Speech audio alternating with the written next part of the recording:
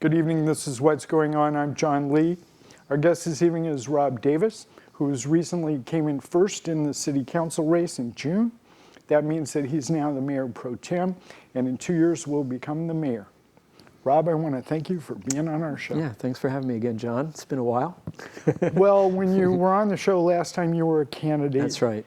Now you have all the responsibility of Atlas. All the world's problems are officially on your shoulders as opposed to just in your head and you're talking about them. Yeah. I don't know about all the world's problems, but certainly local issues of importance are there. Yeah. So, different seat. A different position in the city council chambers. Yeah, that's right. Yeah, I was going to a lot of the meetings, in the lead up to the election, and sitting up on the dais, I've served in bodies that were subject to the Brown Act, and so I was fully cognizant of the fact that there is no out of meeting. There's no possibility of really discussing the issues in depth beforehand. It's illegal. And so I knew that, but the more complex issues, I think what strikes me, and we had one the other night, sort of sorting through affordable housing issues, sort of the number of issues there, and the relative complexity, not complicated, but complexity of all the moving parts. And we're trying to cobble together, not just a way forward, but instructions to staff about how we'd like to see things rolled out. It's just really interesting how compression of time, the need to make some decisions, the inability to have really lined everything up via discussion beforehand, lead to what feels like a really sometimes choppy kind of decision-making process. It's certainly not efficient. And yet, the good news, I think, for the population is, kind of what you see is what you get. I do my homework. I meet with staff, and specifically staff in the technical areas. People in the community contact me on various issues to talk. And so it's not as if I haven't been thinking about it, but in terms of the decision-making process, it's proven to be challenging, because in my prior careers, there would have been a lot of opportunity for talking together, and really the only time we're talking together is when we're all there together. And so that's the time compression thing that I'm talking about. So that's been, though I wasn't fully surprised by it, I would say it's more challenging, I think, than I had anticipated. What I like to say to people that run and then are elected is what you showed as a candidate is a mere inkling of what your responsibility is going to be if you actually have your hands on the levers of power. And it's responsible power. It's not. Yeah, I think that's right. It really is. You sit in a different seat. I think many people in our community, and I certainly was one of them before coming on to council, there were particular things that I was very interested in. And I remain interested in those things, whether it's issues related to homelessness, addiction, bicycling, creating a healthier city. But of course, when you're in a decision-making situation now with, as you say, the power to actually move policy in a certain direction, it's different in the sense, obviously, maybe it goes without saying, but obviously because now I'm evaluating that in a broader perspective of Legacy. What it might be. Well, yeah, not just what it will lead to over time, but how it impacts and affects other decisions that we need to make, and the relative time that we should spend on it, given that there are so many issues facing our city at this point. So, I think the difference is we have to lose. I have to lose, I think all of us there in that elected position need to lose the narrowness of a focus to ask the question, what are the broader implications of the decision? And again, that's something theoretically. It's something you may have even played through in your mind. I certainly did in the lead up. But then when it comes to the point, when it comes to the issue, when it comes to trying to decide and taking in and spending a little bit more time understanding staff's position, hearing what the community is saying, it's a different perspective, and again, I'm not. It's good. It's just being in that place requires a broader look at things. Your language isn't necessarily more specific, but the language of the decision-making process is inevitably concretized. Yeah, well, I think you raise a really good point, John. I think the other thing about being there, as opposed to being in the audience or speaking during public comment or just writing an article in a newspaper or whatever, is that the voice is different. The people hear your voice differently. I'm very much, and I think I talked about this when I was a candidate, I'm very much the kind of person that likes to throw ideas out for discussion, to create dialogue, exchange, mix it up. Let me think this through out loud with you. I'm not going to lose that, but I'm realizing that there's a little bit more inherent danger in having that kind of approach, because speaking as a council member, words have a little bit more weight. Is that what Robb really wants to do? Is he suggesting that this is the way forward? Do I, city manager, I'm sure my colleagues are saying, am I going to have to react to Robb's ideas there with specifics? Because we're in a place now where we can take those words and turn them into something that could change the lives of people in the community. And so, I don't want to say I'm being more cautious. I think I'm being more circumspect about just putting ideas out there as thought pieces and realizing that the words have a different force. I've experienced that in leadership positions before, when I was a CEO, but I'm really cognizant of it now, and I'm especially cognizant of it because, when you're in a group, a decision-making process where there are 4 other people, we don't want to waste people's time in pursuing, just meaningless conversation. I mean, we really need to get to the point.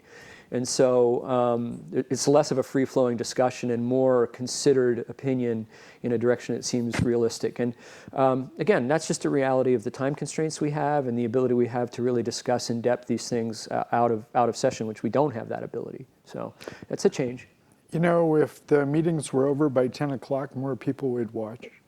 Yeah, and I still think we can do more to work on it. I mean, to reduce the time or to get there a little bit earlier, and get out a little bit earlier. Recent things that have come to us. There have been times. There have been many times already in the less than 3 months that I've been serving, and some of that was summer break, where we've had an hour of public comment on an issue, 45 minutes on a public comment on an issue.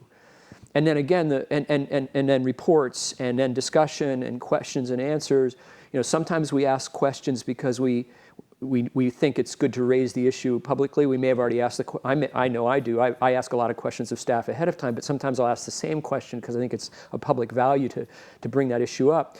Those things additively all take time on a given issue. And the first one, the public comment, is there's been a couple times already where the mayor has reduced the sort of traditional 3 minutes to 2 because there were so many people, but we still it's gone on, and I haven't found any of them to be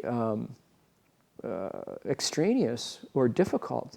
The passion, and I think the respect, and I'm really glad to see that's been exemplified, is good. But those things take time, and if the issue is of importance to you, then we need to give you that time. And that's just the way it is. It may not be of importance to everyone.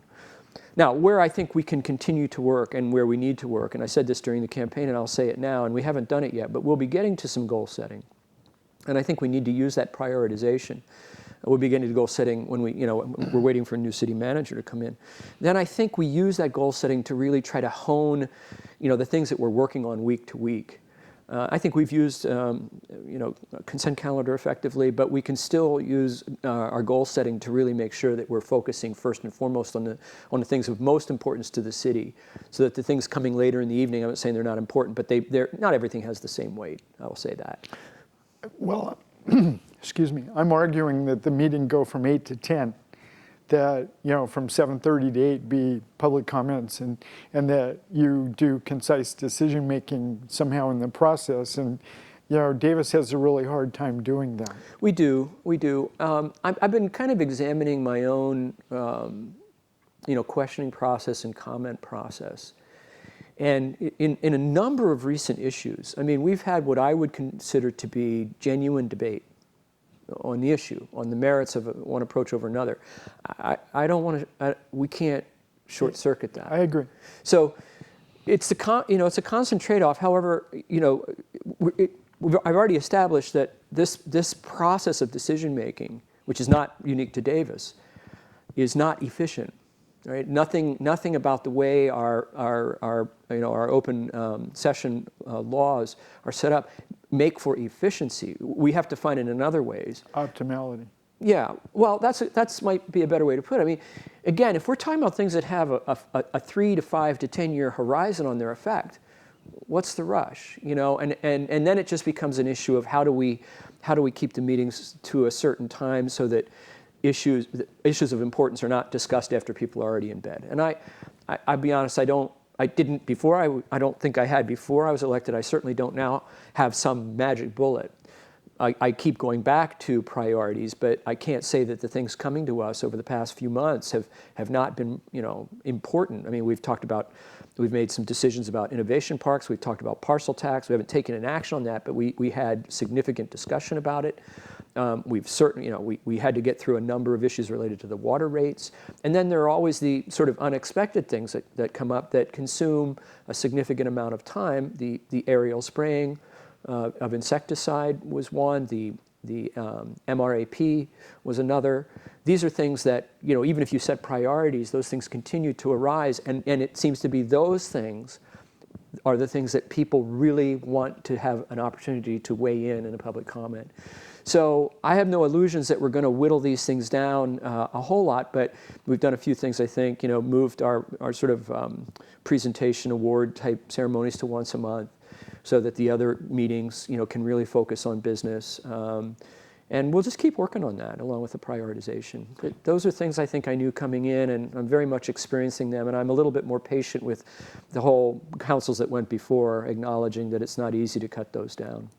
So with that as an introduction, as an opening comment, let's talk about how you got here to Davis and why you chose to come to Davis. So that's two separate questions. Yeah, so tell us a little about your Yeah. life before Davis and Sure. then what brought you here. So, I mean, I started working in international health with a focus on maternal and child health and nutrition programs back in 1986. Based on, so talk about your education. Well, I mean, actually some of my earliest work was before my formal education. So I have a master's in public health and a PhD from Johns Hopkins University School of Public Health.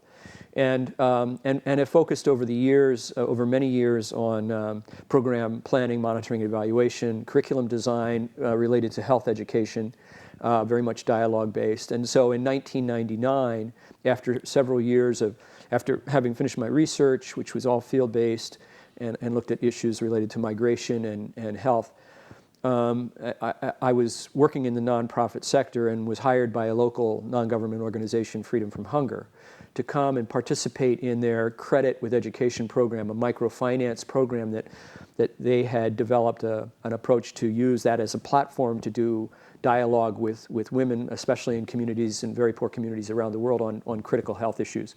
And some that it's interesting to me, some of these are coming back. I spent a lot of time for a few years on malaria prevention and treatment, child nutrition, maternal health, HIV/AIDS. And so we came out, my family, 2 children and my wife, we came out in '99. We're all still here. My daughter, my grandson just started kindergarten a few weeks ago at Marguerite Montgomery. My daughter's here. We have another granddaughter. And then my son is here, works at the Davis Food Co-op. So our family is very much, here in Davis. We all live within about 1.5 miles of each other. My wife works at the university, and I continue to do consulting on, city council takes a lot of time, but consulting in my field, especially I'm doing some work right now on a program evaluation of a training program in Fresno. So I continue to work in that field, and so we've been here for the most part since '99. I left Freedom from Hunger about 5 years ago. So for the last 15 years, you've been in Davis. Yeah, there was a little hiatus where we moved back east, where I took a job on the East Coast, but we quickly found that we needed to be in California, so we came back. Yeah. So why'd you decide to run? Yeah, it seems like a long time ago. It was about a year ago that I made the final decision. I mean, I think then what the compelling thing for me, as a few people encouraged me, and that I considered it, was to be able to be part of a decision-making process to try to just move the community forward, especially in the areas of, creating a healthier community, whether it's economically. I was aware of many of the, and we've talked about them here before, John, the fiscal challenges which remain, and still, I think we've bought a little bit of time with Measure O, but they're out there, and we need to, we will be, and we are addressing them. The sort of the environmental health of the community, which I'd love to talk more about, and I'm learning a lot more about the really immediate challenges that we are experiencing in this region, and how various entities are starting to address them. And then, of course, the social health, which, I have to say, I'm just struck again and again by how much interest, I think good positive interest there is in dealing with issues related to exclusion, related to addiction. I know a lot of people are concerned about what feels like an uptick in homelessness, and it's very visible in terms of some issues in the downtown. But I'm finding that people want to find ways to move forward. And I think there's a growing realization that these are issues that we must address as a city, even as they're regional and more to the point, national problems. So those are the things that really motivated me to run, to be part of the, of trying to define and then move forward an agenda for addressing all of those issues, and felt that I had the experience and the skills necessary to do it. And the campaign was unexpected and surprising to me in many ways, but I enjoyed it as a learning experience, as in a way to really get to know our community, and it continues. I'm amazed at how many people contact me on a day-to-day basis with concerns, with thanks for the city. I'm amazed at the responsiveness of our city staff in addressing the ongoing day-to-day issues, and so I feel. My reasons for running, I really feel like I feel like I had some realistic views of what it was going to take. It's taking a little bit more time than I thought, and part of that is because, and I think it's important for people in the community to understand, when you're on city council in a place like Davis, that's just the beginning of your work. There are, it's not just Tuesday night. Or any of the prep that goes into that. It's also the commissions that we're asked to be liaisons to, and those are important. I'm finance and budget and social services. I have to prep for those meetings in the same way. I'm learning, and I'm also trying to move agenda ahead that way, and those are great. The commissions are fantastic. But then at a regional level, we have not only 2x2s, county, city, things of that nature, but we have, I'm on the Capital Corridor Joint Powers Authority board. It's a board role. It's a decision making. It's giving guidance to staff about our train system that runs through our town. Transit at the county level, on the Water Resources Association board, which is also a board position, discussing really critical issues related to groundwater, which we could talk more about. So, and those are fairly technical areas, and the preparation, if we really want to participate fully as a city in them, which I argue we must, because many of the challenges we face are really regional challenges. SACOG would be another. That's the Sacramento Area Council of Governments. Good. So as we move out from the narrow focus of a Tuesday night, we're being asked, and I'm glad. I'm not saying this to say, but I wasn't fully cognizant of the time commitment. Now, you could say, well, you'd put as much time into that as you want, but I think, we as a city want to step forward and play our role as good citizens at a regional level. We really do, and we really need to. Our water is just the most recent and clear case in point where we are going to need to have a broader view than just our city, and we already do because we're conducting a project with Woodland, but it's beyond that. Groundwater, our groundwater reserves don't somehow magically stop at the edge of our city. So I think we need to be, as council members, involved, actively. The 10-year plan to end homelessness, actively involved in all of these things, but they require an extra layer of preparation and commitment to really provide appropriate leadership to. So I wasn't quite fully ready for all of that time. I don't regret any of it. I am learning so much, and I feel like the discussions are rich and important and forward-looking. We have great leadership in those organizations, mature leadership, good technical leadership, and so being able to speak in and provide some level of guidance, I think as I learn more, it'll be more effective, but it takes time. It takes a lot of time, and so that's been a bit of a surprise to me. So talk about the campaign itself. One of the distinctions that you and Rochelle have is there kind of are two pockets. One's the no-growthers and the other's the business community. You and Rochelle in your candidacies both successfully bridged those two distinct communities. You didn't necessarily bring them together, but you gained credibility with both of those communities enough that they both endorsed you and worked for your campaign. Yeah, well, I hear that. I think it's a little less, to me, a little less black and white than that. I mean, there are certainly people that approach, and I think it's because of their giftedness. I mean, we have a community that has a variety of gifts and experiences.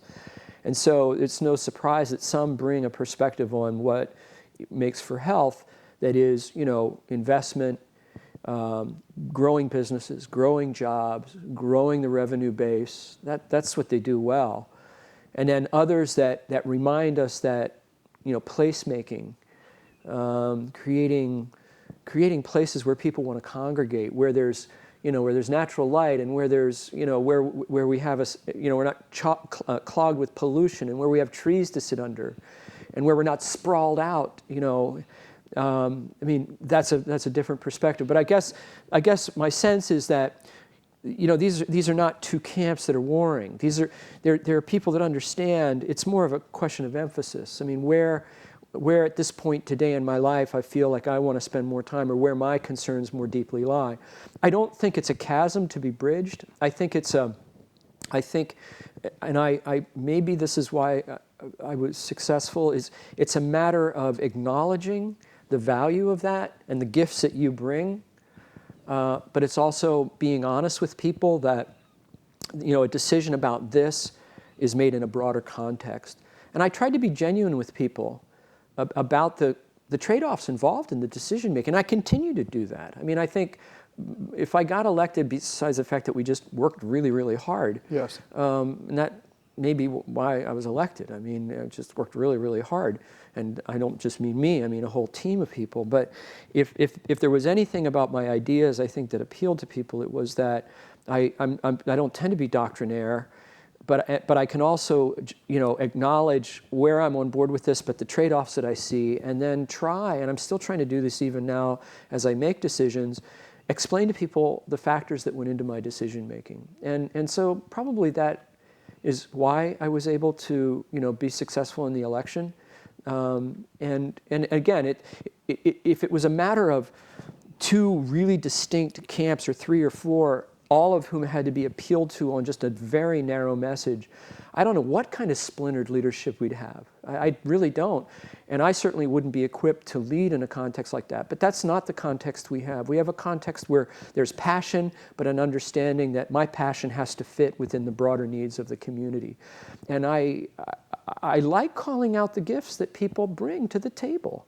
And what I try to encourage people to do is, don't just talk about the business community as if it's this monolithic structure made up of automatons, who have a single programmed idea that they must achieve, or vice versa, the no-growthers who are, heads buried in the sand, don't care about anything but, which we can easily create these caricatures. Those people don't exist. What exists is people who have more nuanced understandings, but who, because of their experiences and innate talents, bring certain gifts to the table that provide a certain emphasis. I think one of our roles as leaders is to try to meld, not just in some fake compromise kind of way, but meld, what these gifts are into a way forward for the community. I can even see examples of that now. I mean, there are decisions that are coming to us that require just careful listening and careful consideration of different perspectives, and then look at the law and what the law allows, obviously, to come forward with ways that maybe aren't the ideal that either group would want, but represent something that's good for the community. So I first heard about you from my friend Jack Kenward, mm-hmm. who is now in Kansas City. He said he had a 25-year vacation in California, and now he's back home with his kids. Yeah. So at that point, he was a bicycle junkie. and I ride a bike he loaned me 5 years ago. I still call it Jack's bike. So back then, the most controversial issue was the Fifth Street Road diet. Mm-hmm. Now, that got implemented before you came on the council, but it got done during this summer. Yeah. From my biased position as a bicyclist, because I haven't had a car in several years, it looks like it's successful. Yeah, I mean, I would concur. I mean, I think people are still waiting to see when we get the full, weight of all of the, the first of October students, is right around the corner. What's going to happen. I mean, we'll be certainly assessing the impacts on other streets and trying to evaluate, exactly what's happening. But I mean, I think at one level, it's a success because I think it points us in the direction of the way that we're now thinking about streets and roadways in the United States. And this isn't just Davis. I mean, Davis has been out ahead over time in creating sort of different and unique kinds of biking infrastructure. I say unique to the United States, but really the ideas of creating, and this goes back to placemaking, the idea that our streets need to be places where people moving through them have a variety of safe options, whether they're on foot or on bike or on a skateboard or on rollerblades, or in a small electric car or in a large, SUV, that these spaces don't belong to a certain class of user, but they really belong to all of us. And I think I understand really clearly the angst and anxiety of certain people who drive cars or other motorized vehicles through that area. There can be a sense that I'm losing out to another user class, and why do they get privilege? But I think that's an unfortunate way to look at it. I think what we should rather say is it's providing options for more different kinds of users to use that space. That's the future. We want certain things as a society. We want to reduce, I think most of us do, reduce our carbon footprint. We want less pollution. I mean, we want less noise. We want healthy. We know we need to deal with problems of obesity. Well, to get those things, it's good then for us to have alternatives that are not just motorized vehicles. We want to have a lighter environmental touch. So if we want those things, and I think most of us do, I do. I mean, I don't think anybody wants obesity in children.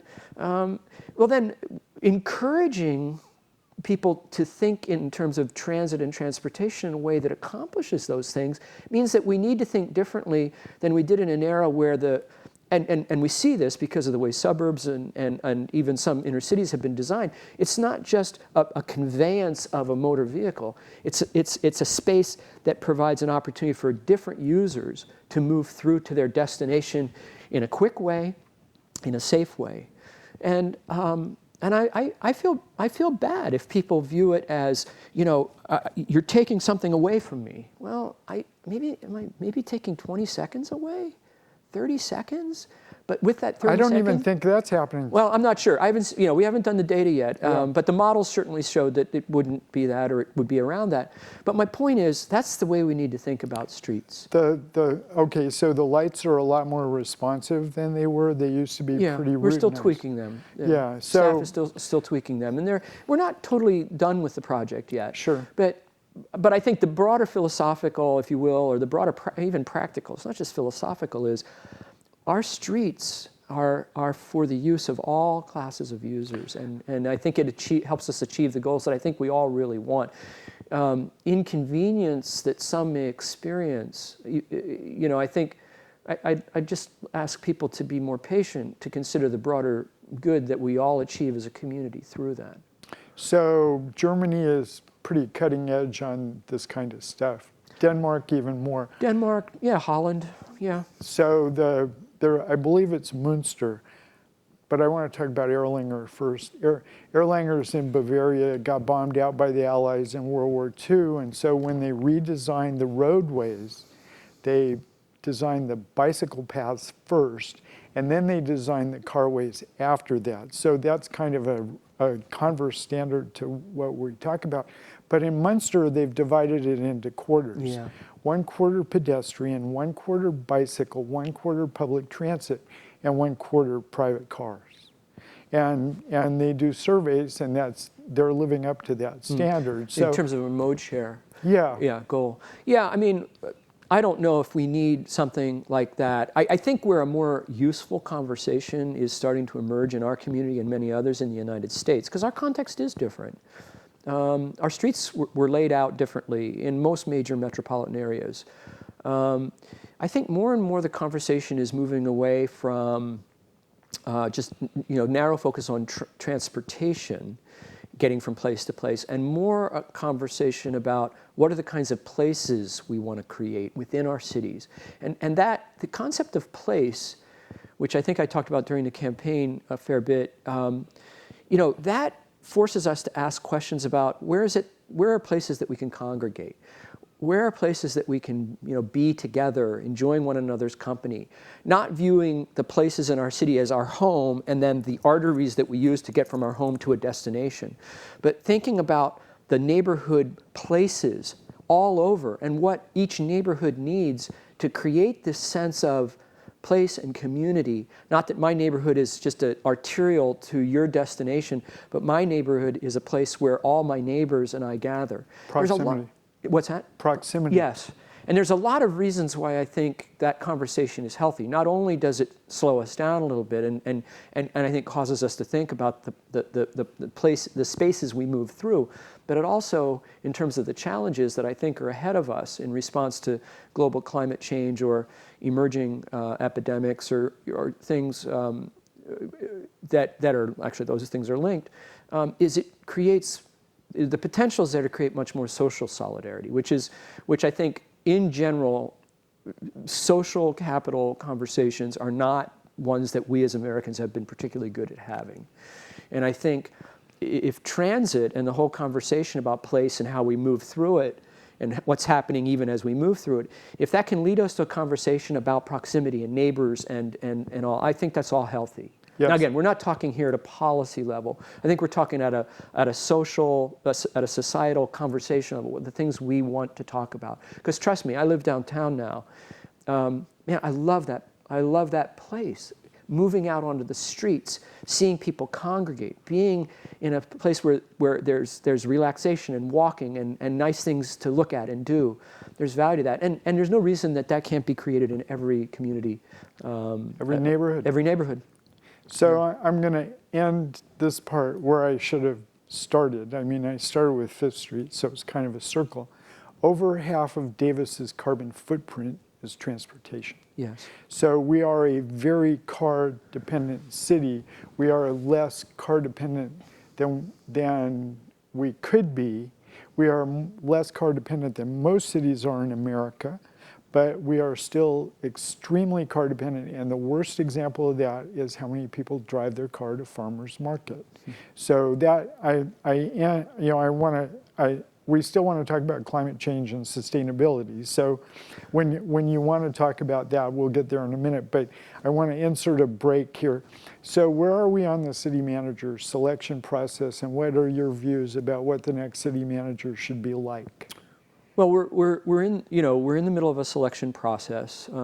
It is a process that is carried out within the closed session of the City Council, and I think a lot which we're permitted to do under the Brown Act, and I think we've been careful. I think we've all been really careful about talking about candidates outside of that space, and it's a really practical reason. I mean, in any process like this, of course, we have people applying who are in, obviously, we want them to be in current job situations, and And you are know, so wonderful that they're happy where they are and wish they'd kept their job for a long time? well, I mean, I think most people looking to come, I think people, so let me draw a distinction. I mean, I've done some hiring of CEOs in the nonprofit sector, which would be not a whole lot different than the private sector. I have to say, and someone brought this to my attention, I mean, hiring for your CEO in the public sector, which is essentially what we're doing, public really matters there. I mean, much more information is, how do I want to put it? We have to really work hard to allow people to have the confidentiality they need. I never faced this challenge in the private sector. There's a small board of people making a decision, but here essentially it's a board, but it's a board with a lot of questions coming from the public about who are you selecting and what are you doing, and so. I think the process is important to keep it that way. We have people who want, I think, really want to come to Davis for all the right reasons. It's a dynamic city. There's a major university. It's in a wonderful place. But that doesn't mean that they're not happy in their job where they are. It doesn't mean that they wouldn't continue to serve there. And so, but it can be tricky, if their name comes to light. So it's been done in a confidential way. Oh, that's what you meant by confidentiality, protecting the candidates. Oh, really? Yeah. Yeah, I mean, as opposed to protecting the public. Yeah, no, this is not about, it really has to be at a certain level about honoring the candidate's desire to maintain their own integrity in their workplace. And that's tricky. And I know people get impatient sometimes about it, but I don't really see a way through it. I mean, I don't want to be responsible for damaging someone's relationships with their current employer.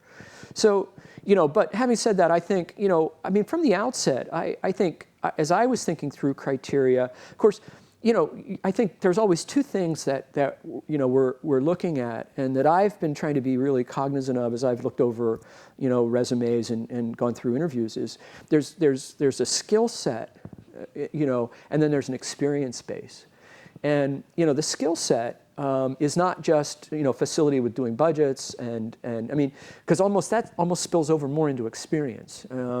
But skill set, unfortunately, too often we call them soft skills, and I think that kind of lends a sense that, well, they're really not that important, they're kind of nice to have. But soft skills in terms of building teams, in terms of dealing with conflict, understanding morale, priority setting, holding council, accountable to its priorities. Those are certainly priorities for you. Absolutely. And so I've been looking a lot at those sort of native, if you will, skills that represent the day-to-day making, helping a city move forward. Experience, also critical. So, has the person or have the people had experience in managing a complex organization with a lot of moving parts? What about relationships with not just the complexity of that organization, but interfacing with an equally, if not more complex organization across the street, which is the university? So what's the... I thought you were going to say the school district. But well, but the school district too. Is across the street the other way. Yeah, no, it's the other way. But I mean, yeah, the point is, we're not wanting someone to come in that's just been successful in a nonprofit or for-profit organization in the sense that they knew how to do the internal, but what's been the experience of looking out and dealing with in our case, a twin city, really, our sister city to the south and west of us, which is UC Davis. So, I've been really, most of my effort has been to try to define for myself the skill set, soft skills, et cetera, the experience base that I think will be the appropriate mix. I think what I've learned through the process, I think, and I think I can say this, is that our recent experience with city managers and the fact that we've gone through a good number in recent years, I say gone through, the amount of time that people have stayed in the job is far from ideal. I mean, we would want someone to be here 5 years, really, I mean, as a starting place. We haven't had that. That experience of change and sort of, I think it casts a long shadow over our hiring process. I mean, we really want to make sure that we're getting someone who's in for the long haul, and since John Meyer left, there's been a lot of conflict on the city council in ways that have prohibited many candidates from considering Davis. Yeah, well, we hear that. I mean, it's interesting to me how both at the city level and I think, in relation to this hiring. Davis does come with a reputation. In more recent times, not so much, conflict among council, but the fact that our meetings do take a long time, Yes. And that we have an engaged citizenry. And those are, I want to be absolutely clear, those are absolute strengths of our city, but it means our processes take more time, and that there is always going to be a need to prepare for decisions being made and then those decisions being fundamentally questioned, sometimes very, very actively. People know that. I think the era of out and out conflict on the council is not a factor now. I agree. I think people have people looking at our city realize we're in a different place now, and that the folks that are there now, and it's interesting to me, how many of the candidates actually have talked about sitting and watching our council meetings, which are all, of course, on the internet now, and the observations they have of the process and how useful it is for them to see, even though they know that candidates come and go. So I think we've set a standard of dealing with conflict, because we clearly still have conflict on the council. Conflict is not a bad thing, as I've said so many times, and I've probably said here, but it's how you deal with it. It's how you bring it around to making decisions, and how you move on from a decision that was difficult to the next decision, and not hold on to your feelings about what happened in that decision. And I think our council is excellent at that, actually. So candidates are not balking. And I don't think people are balking at all. There's an acknowledgement that it takes a lot of effort. So we could talk for an hour about that, but we would get bogged down and have some conflict. So I'm going to move on. And I probably am not going to say much more about it at this point anyway. I'm going to move on. So one of the things that you wanted to talk about was resiliency and climate change.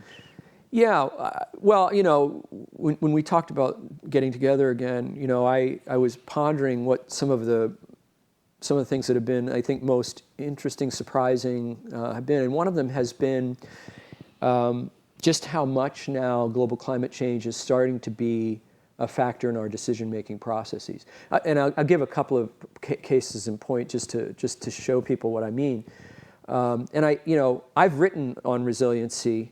I've written on, adaptation to climate change from the perspective of poor communities in Africa, and specifically how social capital can help to help people confront and face those changes that are coming.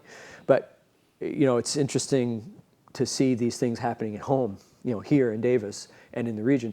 I was at the CCJPA, the Capital Quarter JPA, last week, and one of the items in their visioning process is to do some analysis of the implication of rise in sea level for transportation. We're for 52 transit. feet. Yeah, and the trains that come through our city that connect us to a huge chunk of population and jobs. When you're at Richmond, you're right there. You're right there. Yeah.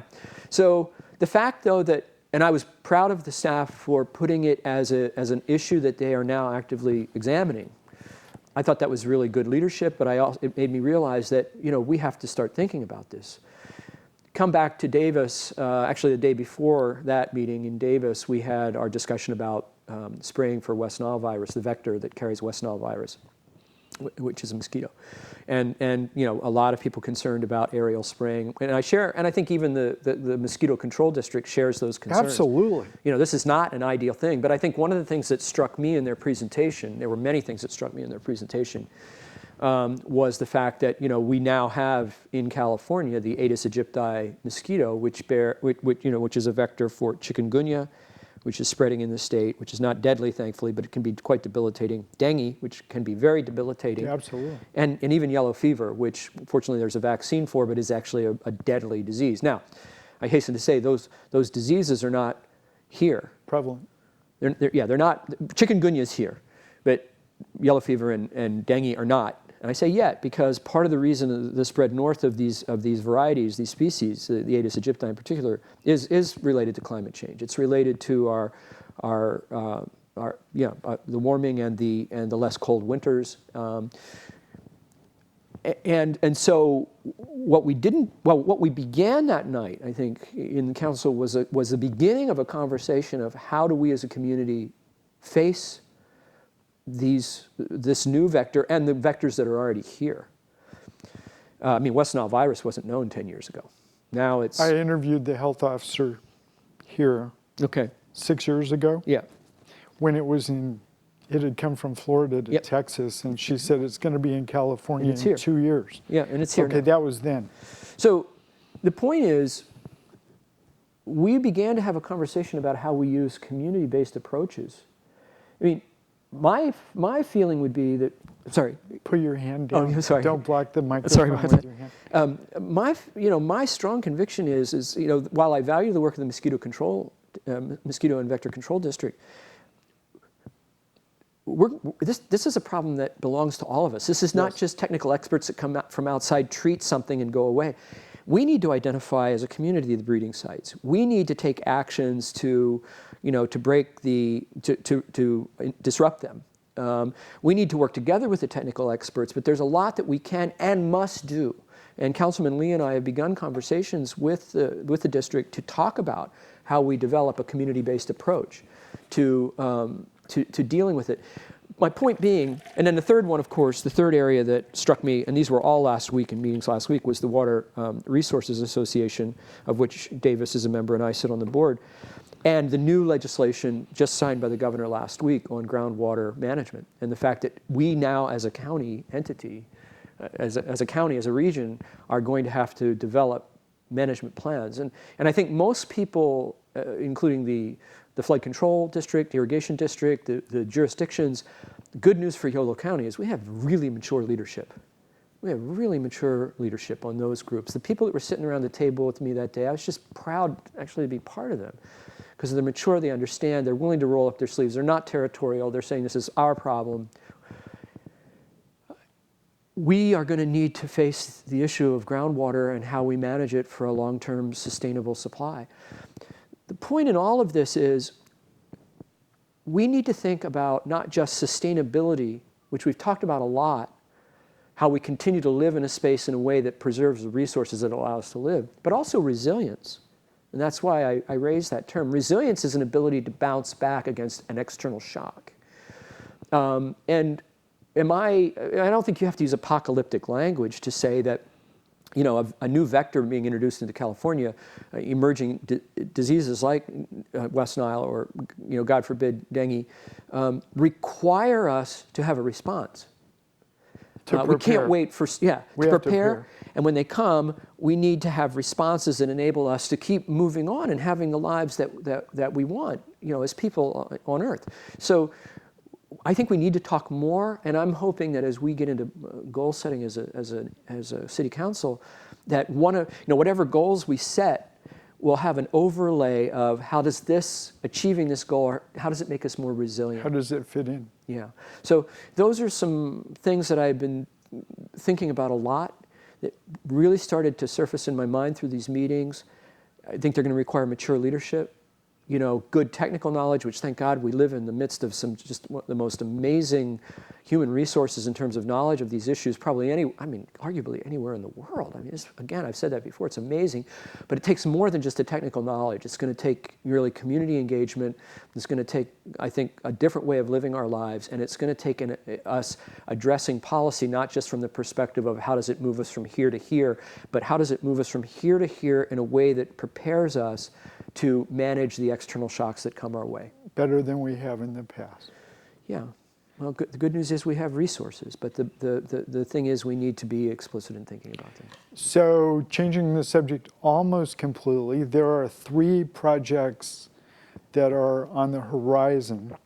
Nishi, Mace Ranch, South Davis, and north of Sutter that are outside the city limits that would require a J measure R vote to be approved. Could you briefly analyze those 3 projects? Well, they're all, we only, at this point, the city only has a formal proposal, unless something changed today, it only has a formal proposal for one of them and actual, steps in the planning process, and that would be the Nishi property. Nishi's different. I think, arguably than the other two. Yes. While it is peripheral, it really is so close to the heart of our downtown that to talk about it as peripheral in the same way that, say, the Sutter, the property of Sutter, the Mace 200, so-called Mace 200, it'd be a misnomer. So for somebody who doesn't know anything, where is it located? So the Nishi property is located. So if you go to Red Rumburger,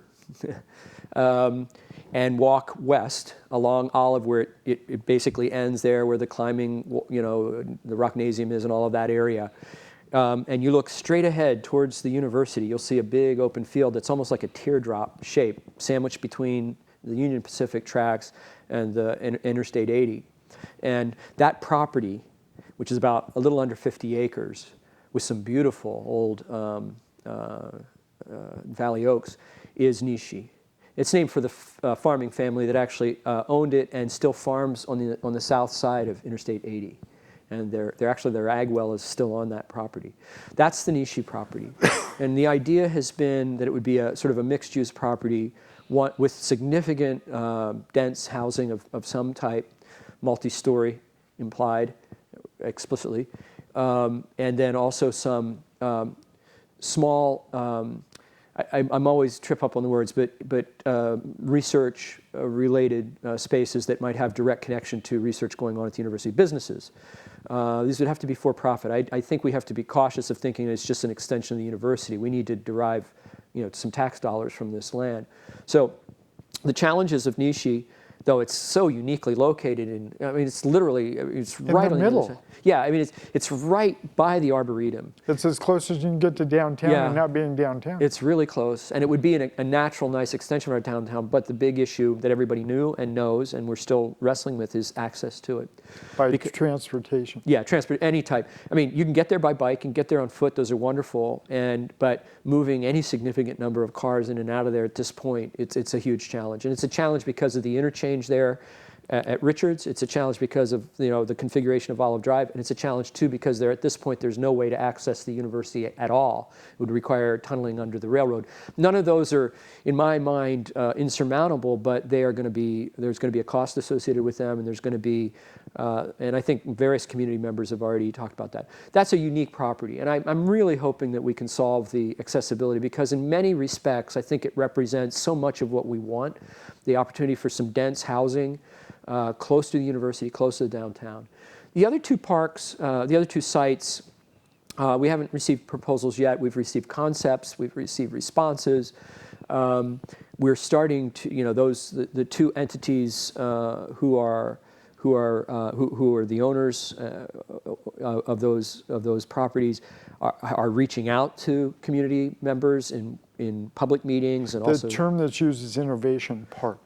Yeah, well, I think what that's trying to communicate is, probably a sense that there's a connection to not necessarily high tech, but maybe ag tech. There's a connection to there's this flow of innovation, innovative ideas that's coming off the campus, or that's here, or that's coming here because of the unique characteristics of Davis. For example, seed companies wanting to locate in Davis, and many are, from all over the world, because obviously of the opportunity to test varieties here and the scale of the farming in this region, with the connection to the university right there, and that could, so there's that whole ag sector, which there's a lot of innovation coming merely because we're going to add 2 to 3 billion more people to our worldwide population. Questions about how to feed them. We're at over 7 now. We're over 7 now, but with increasingly limited water, salty water. Pest issues, again with climate change, all the changes that are going to come with that. So there's a lot of opportunity for innovation merely to try to figure out how it is we're going to create resilient farming systems around the world. That will attract certain companies. So I think that's why, and then you could go on to other types of technology. Schilling Robotics has expressed an interest in locating out there a very unique kind of business that is homegrown, that is focusing on a very interesting market. You should go and take a tour of. Really? It's amazing what they're doing. So that's the idea of innovation. The questions obviously are going to center around, how. As a policymaker in a city like this, I I think first and foremost, I have to ask the question, what will this do to the ability to create good, meaningful jobs for people and the knock-on effects of good jobs? I mean, we all want to have meaningful work. And so creating spaces where people not only go to work 8 hours a day, but where they're designed and built in a way that increases creative collaboration even across industries. That's happening more and more. And we want to create spaces like that. Again, a space, not just a place, a place, not just a space where people go, not just a location, but a place where people have a sense of connection. So how do you achieve that is really the question. And then can we do it in a way that will not just create jobs, but provide a resource flow to the local economy that won't be a drag on us, but will actually provide resources, new resources that aren't there now. Those are questions that we're going to be wrestling with over the coming period. And as you said, the city council is going to have to make a determination of whether it looks like those properties are providing those things that I just mentioned, and also, and then we'll have to make a determination of whether we're interested in putting it formally before the voters, saying, yes, we want to do this project, and now it's subject to your vote. And those are all, those aren't all the steps. Of course, their land is county land, so we have to negotiate with issues with the county over taxes, et cetera.